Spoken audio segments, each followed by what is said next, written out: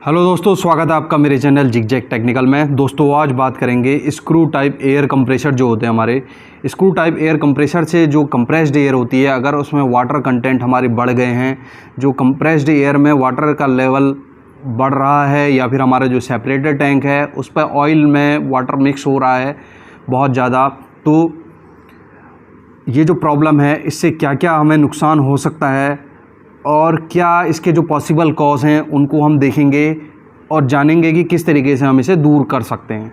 तो दोस्तों चलिए शुरू करते हैं। थोड़ा सा बेसिक बताता हूँ मैं आपको कि क्या एक नॉर्मल प्रोसेस रहती है, फिर उसके बाद में प्रॉब्लम की जो पॉसिबल कॉजेज़ होते हैं उनको समझने की कोशिश करेंगे।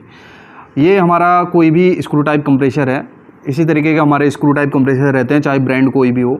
तो इसमें जो हमारा एयर फिल्टर रहता है वो क्या करेगा कि सराउंडिंग की एयर को सक करता है, यहाँ से सक्शन होता है, क्योंकि यहाँ पर से सक्शन की प्रोसेस होती है एयर एंड के अंदर।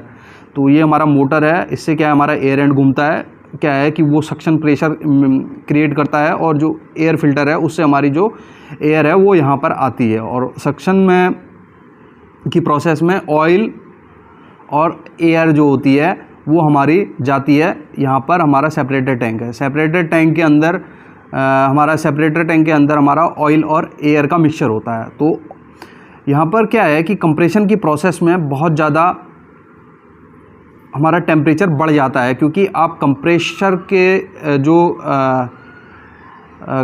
वर्क होता है वो ये होता है कि बहुत ज़्यादा प्रेशर में चेंज किया जाता है जो एयर होती है सराउंडिंग की, और उसको 8 kg 9 kg के प्रेशर में मेंटेन करने की प्रोसेस में जो कंडेंसेशन की प्रोसेस होती है, तो कंडेंस किया जाता है एयर को। तो कंडेंसेशन की प्रोसेस में टेम्परेचर बढ़ता है एयर का, तो एयर के अंदर जो वाटर मॉलिक्यूल्स होते हैं, वाटर ड्रॉपलेट्स होते हैं, वो क्या है लिक्विड के फॉर्म में चेंज होने लगते हैं। तो लिक्विड के फॉर्म में चेंज होने की वजह से वो क्या है कि सेपरेटर में इकट्ठा होते हैं। तो सेपरेटर में इकट्ठा होते हैं, या फिर हमारा जो वाटर जो एयर होती है बहुत स्पीड से जाती है तो उसके साथ में जाते हैं। तो वो हमारे बहुत तरीके होते हैं उसमें उसको सेपरेट करने के लिए।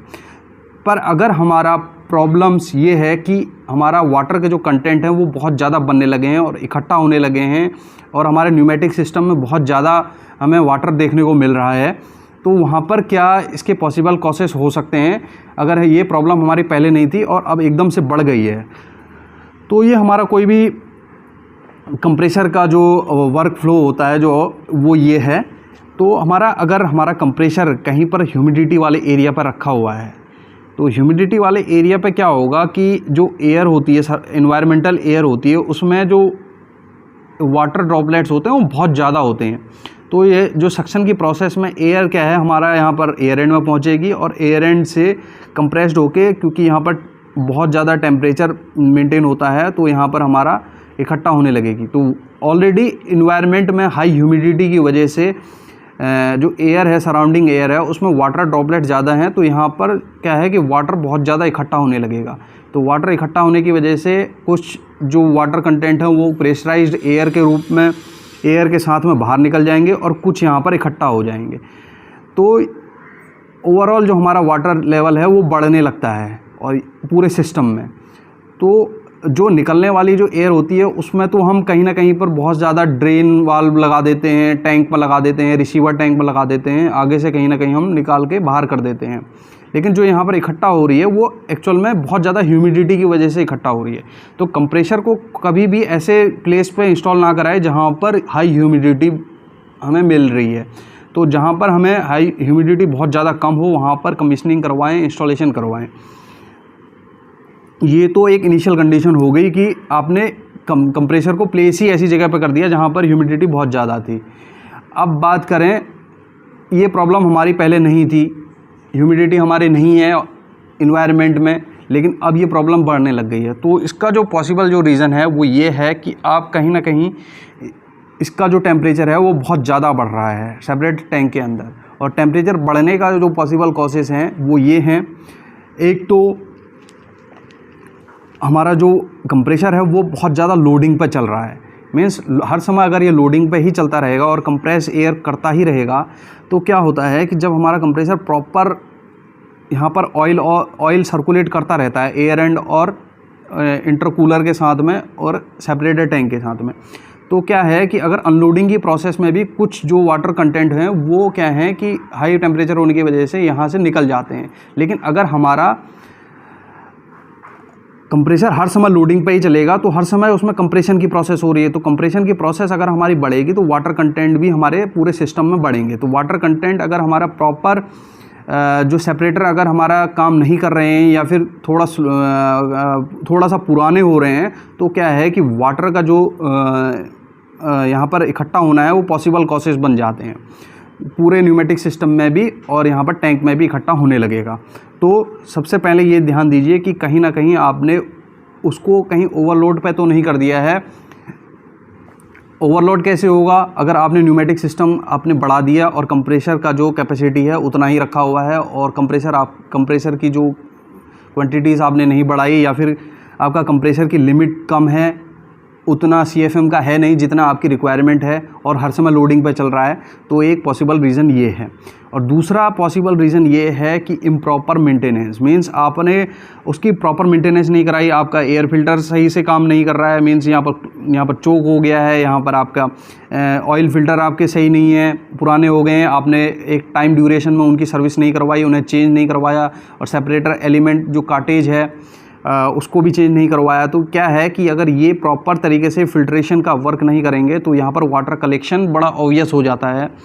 तो वाटर का कलेक्शन अगर एयर पर ज़्यादा रहेगा तो जो हमारा नुकसान होगा वो सबसे बड़े पहले तो एयर एंड पर होगा। एयर एंड का जो मटेरियल होते हैं वो बहुत ज़्यादा स्पेयर पार्ट होते हैं, वो बहुत ज़्यादा कॉस्टली होते हैं, वो लगभग कंप्रेसर के आधे प्राइस के होते हैं। तो एयर एंड का जो प्राइस होगा वो बहुत ज़्यादा महंगा पड़ेगा, क्योंकि जो इसके अंदर जो टीथ होती हैं एयर एंड की, जो फिक्स और मूविंग जो शाफ्ट्स होती हैं और जो गियर होते हैं, वो प्रॉपर जो ऑयल के साथ में अगर वाटर कंटेंट आने लगेंगे तो क्या होगा, लुब्रिकेशन सही से नहीं होगा और सक्शन प्रेशर भी सही से नहीं बनेगा। सक्शन प्रेशर सही से नहीं बनेगा, हर समय लोडिंग पर चलेगा और लोडिंग पे भी चलेगा, और जो इसके टीथ हैं उनको प्रॉपर लुब्रिकेशन नहीं होने की वजह से टीथ इसके घिसने लगेंगे, तो हमारा एयर एंड ख़राब हो जाएगा। और दूसरा जो हमारा प्रॉपर जो रहते हैं, जो इसके अंदर सारे वाल्व किट होते हैं, अगर उनमें पानी मिलेगा तो पानी की वजह से जो सील किट हैं, गैस किट हैं, वाल्व हैं, वो बहुत जल्दी ख़राब हो जाएंगे, जिससे कंप्रेसर का जो लाइफ स्पैन है वो बहुत कम हो जाएगा, तो बहुत जल्दी भी ख़राब हो जाएगा, और इसके जो मेंटेनेंस चार्जेस हैं वो बहुत ज़्यादा बढ़ जाएंगे। तो वाटर का कंटेंट होना कंप्रेसर में बहुत ज़्यादा नुकसानदायक होता है।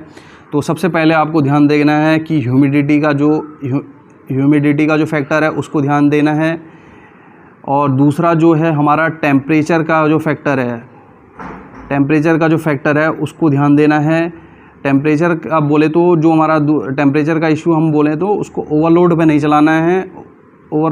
चलाना है, और दूसरा टेम्परेचर क्यों बढ़ता है, अगर हमारा ऑयल कम है तो भी हमारा टेम्परेचर कंप्रेसर का बढ़ता है। तो इसके ऊपर मैं ऑलरेडी वीडियो बनाया हुआ हूँ कि कंप्रेसर का जो टेम्परेचर है वो अगर वो बढ़ रहा है, ऑयल का जो प्रेशर है टेम्परेचर है वो बढ़ रहा है, तो वो क्यों होता है उसको आप देख सकते हैं। मैं डिस्क्रिप्शन में लिंक डाल दूँगा कि टेम्परेचर क्यों बढ़ता है ऑयल का। तो टेम्परेचर बढ़ने की वजह से हो सकता है, जो पॉसिबल कॉसेस हैं। दूसरा ये था, और तीसरा हमारा ये है कि इम्प्रॉपर मेंटेनेंस, अगर प्रॉपर मेंटेनेंस की वजह से भी ये प्रॉब्लम आ सकती है। तो मेंटेनेंस अपना प्रॉपर रखिए तो ये प्रॉब्लम्स नहीं आएगी आपको। इन 3 चीज़ों का आप बस ध्यान रखिए, तो उससे आपको ये प्रॉब्लम देखने को नहीं मिलेगी। तो ह्यूमिडिटी, टेम्परेचर जिसमें आप ओवरलोड की कंडीशन देख सकते हैं और ऑयल लेवल देख सकते हैं, और तीसरा मेंटेनेंस उसका प्रॉपर होना चाहिए, तो ये प्रॉब्लम आपको देखने को नहीं मिलेगी। और आप मेंटेनेंस में इसके ड्रेन वाल्व चेक कीजिए, इसके ड्रेन वाल्व प्रॉपर काम करने चाहिए, इसके फ़िल्टर्स काम करने चाहिए, separator oil air and oil जो सेपरेटर है काटेज होती है उसको आप सही से चेक कीजिए, उसको चेंज करवाइए सही टाइम पे, तो ये प्रॉब्लम आपको देखने को नहीं मिलेगी। तो धन्यवाद दोस्तों इस वीडियो को देखने के लिए। अगर आपको थोड़ा बहुत भी इस वीडियो से हेल्प मिलती है आपके मेंटेनेंस में कंप्रेसर के, तो लाइक ज़रूर कीजिए और सब्सक्राइब कीजिए चैनल को utility based electrical automation related videos देखने के लिए। धन्यवाद।